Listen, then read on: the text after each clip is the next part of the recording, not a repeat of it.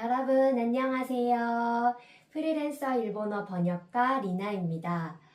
오늘은 저희가 평생 해야 할지도 모르는 일에 대해서 이야기를 해볼까 해요. 좋아하는 일을 찾는 법에 대해서 이야기를 좀 해볼까 하는데요. 좋아하는 일을 우리는 어떻게 찾을 수 있을까요? 오늘은 제 경험을 바탕으로 좋아하는 일을 찾는 방법에 대해 이야기를 해보려고 합니다. 참고로 저는 현재 8년차 프리랜서 일본어 번역가로 활동을 하고 있습니다. 그래서 이번 영상에서 일본어랑 번역 사례를 예시로 많이 들 텐데요. 기본적인 틀은 다른 분야에서도 적용을 할 수 있다고 생각하거든요. 네, 그래서 오늘은 한번 좋아하는 일을 어떻게 찾을 수 있는지에 대해서 설명을 해보고자 합니다. 네, 그럼 바로 본론으로 들어가 보도록 하겠습니다. 제가 생각하는 좋아하는 일을 찾는 법의 첫 번째는, 글자가 좀 좋네요. 얘는 다른 일을 해도 계속 생각나는 일이 한 가지 중요한 기준이 된다고 생각합니다. 즉, 시간을 들여도 아깝지 않고 누가 시키지 않아도 쉬는 시간에 자연스럽게 찾아보게 되는 일이에요. 그러니까 쉬는 시간에 찾아보게 되는 일. 제게는 그 일이 일본어와 번역이었는데요. 저는 사실 처음부터 번역가로 일한 사람은 아니에요. 일본어 공부는 계속 했는데 다른 회사 생활도 꽤 길게 했거든요. 회사 생활하면서 열심히 일했고 지금도 복지 면에서는 좋은 회사였다고 생각을 해요. 그런데 신기하게도 몇 개월에 한 번씩 힘들 때마다 번역가가 되고 싶다는 생각이 들더라고요. 여러 직업이 번갈아 떠오른 게 아니라 번역가라는 직업만 주기적으로 생각이 났어요. 그리고 제가 중국으로 취업을 해서 일하기 전에 중국으로 교환학생을 갔을 때도 비슷했는데요. 중국어를 공부하기 위해서 중국에 갔지만 일본인 친구들과 오히려 좀 자주 어울리고 중국에서 일본 드라마를 보고 일본 쇼프로를 보면서 시간을 보내는 그런 누구도 시키지 않은 어떻게 보면은 좀 비효율적인 행동을 했어요. 그런데 그게 저에게 재미가 있고 저에게 안심을 주는 일이었던 거죠. 돌아보면 저는 번역가가 되기 전부터 계속 일본어와 번역을 본능적으로 찾고 있었던 것 같아요. 만약 좋아하는 일이 무엇인지 모르겠다면 최근에 여러분이 잠깐 재미있었던 일보다 오랫동안 반복해서 생각이 난 일이 있는지 떠올려 보시면 좋을 것 같아요. 다른 일을 하면서도 언젠간 꼭 해보고 싶다고 생각한 일, 누가 시키지 않아도 관련된 내용을 찾아본 일이 있는지 생각해 보는 겁니다. 그리고 두 번째로는 여기까지 생각을 했다면 실제로 그 일을 하는 사람을 찾아보는 것이 중요한 것 같아요. 좋아하는 일을 발견했으면 그 다음에는 이게 실제로 나의 즉 돈으로 연결이 되는지 알아봐야 한다고 생각을 해요. 왜냐하면 저희는 취미로 일을 하는 게 아니라 돈을 벌려고 이 일을 하는 거잖아요. 저는 번역가가 되고 싶었지만 처음에는 번역가가 되는 과정이 명확하게 보이지 않았어요. 예를 들어서 일반 회사라면 이력서와 자기소개서를 제출하고 면접을 거쳐서 입사하는 과정이 비교적 분명하잖아요. 이력서 제출, 면접, 2차 면접, 인적성 이런 식으로 비슷한데 번역은 특정 자격증 하나만 취득하면 바로 시작할 수 있는 그런 일이 아니었어요. 그래서 저는 그때 번역가가 편집자죠. 편집자가 남긴 기록을 많이 찾아봤어요. 네이버 카페나 아니면은 그 번역가가 쓴 책이라든지 그런 번역가들이 쓴 블로그 포스팅을 자주 읽었어요. 지금은 인스타그램이라든지 스레드 같은 SNS 있잖아요. 그런 여러 곳에서 편집자들의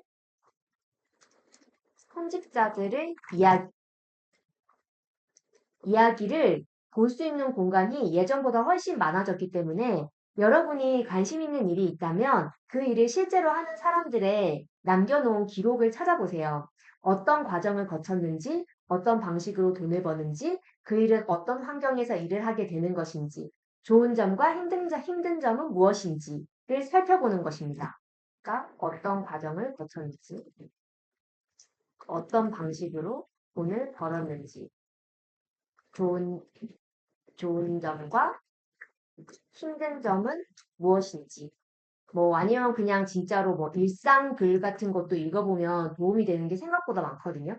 그래서 그런 걸 살펴보시면 좋을 것 같고, 예를 들어서 멘토를 여러분이 직접 만날 수 있다면 좋겠지만, 만나지 못하더라도 책과 글, 영상에서 많은 단서를 찾을 수 있습니다. 저도 번역가들의 기록을 보면서 제 나름의 인생 지도를 그렸는데요. 지금은 저도 이렇게 영상을 남기거나 번역에 관한 글도 꽤 쓰는 편이에요. 그 이유가 과거의 저처럼 누군가가 번역가의 삶을 궁금해할 수도 있다고 생각하기 때문입니다. 그리고 이 과정을 거쳤으면 세 번째로는 제 생각에 나에게 맞는 진입 방법을 선택하기입니다. 직업으로 들어가는 방법은 사람마다 다른데요. 번역가가 되기 위해서는 예를 들어서 대학원에 가는 사람도 있고 번역 아카데미에서 공부를 하는 사람도 있고 편집자에게 컨설팅을 받는 사람도 있습니다. 저는 일본어 공부는 계속 해왔기 때문에 저의 경우에는 이렇게 더 공부를 하기보다는 지금의 실력으로 작은 일이라도 받아서 바로 돈을 벌어보고 이후에 일의 규모를 키우는 방식이 저에게 잘 맞다라고 생각을 했었어요. 그래서 뭐 이거는 아마 인생을 되돌아봤을 때 제가 돈이 있어야 무엇이 어떤 일이든지 더 열심히 하고 제가 할 수 있는 일을 더 할 수 있다고 생각을 했기 때문에 바로 돈을 버는 방식을 선택했던 거고요. 그래서 저는 앞서 말씀드린 뭐 여러 가지 방법이 있었잖아요. 더 공부를 하는 방법도 있고 뭐 컨설팅을 받는 방법도 있고 뭐 여러 가지가 있었는데 저는 그중에서 번역 컨설팅을 받았어요. 컨설팅을 받고 실적서를 만든 뒤에 번역회사에 지원을 해서 바로 일을 했습니다. 제가 뭐, 그래서 여러 가지 관광 일을 하면서 이 번역가에 진입을 하게 되었는데요. 제가 과거 실적을 자랑하고 싶어서 이 이야기를 하는 건 아니고요.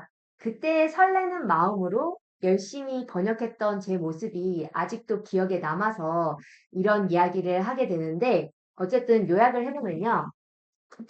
좋아하는 일을 직업으로 만들고 싶으면 다른 사람의 방법을 그대로 따라가기보다는 여러분의 자신의 성향이 아니죠. 상황을 생각해 보는 것이 좋습니다. 뭐 예를 들어서 변화가 많은 일을 좋아하는지, 뭐 하나의 일을 꾸준히 하는 편인지, 하루에 투자할 수 있는 시간이 얼마나 되는지, 언제까지 이 일에서 결과를 만들어야 하는지를 생각을 해보는 거예요. 번역을 예로 들면, 뭐 번역은 뭐 출판, 영상, 뭐 기술 번역, 뭐 게임 같은 이런 정말 다양한 번역 분야가 있거든요. 번역이라는 이름 아래 이렇게 분야들이 있지만 이 지금 위에 여러 가지 성향에 따라서 자신에게 맞는 그런 분야는 달라져요. 그렇기 때문에 여러분이 성향과 상황, 사용할 수 있는 시간, 앞으로 주로 하고 싶은 일을 구체적으로 생각한 뒤에 자신에게 맞는 일을 선택하는 것이 좋습니다. 일단은 그럼 이렇게 여러 가지를 생각하고 진입 방법을 뭐 어떻게 할지에 대해서 생각을 해보시는 게 좋고요. 마지막으로는 가능성이 보인다면 꾸준히 시간을 투자하기. 이것이 좋습니다. 일단 진입 방법까지 생각을 하셨기 때문에 이제는 꾸준히 시간을 투자하는 방법이 남았어요. 좋아하는 일을 발견하고 실제로 들어갈 수 있는 길도 찾았다면 그때부터는 꾸준히 시간을 투자하는 방법이 필요하다는 이야기인데요. 좋아한다고, 왜냐하면 자동으로 제가 좋아한다고 바로 직업이 되는 게 아니잖아요. 저는 회사를 이제 퇴사를 한 후에, 이전 회사를 퇴사한 후에 번역가로 자리 잡기 위해서 대부분의 시간을 투자했습니다. 시간을 번역에 투자했습니다. 그렇게 한 약 8개월 정도가 지나면서 저의 일이 조금씩 안정이 되기 시작했거든요. 처음부터 당연히 일이 많지는 않았어요.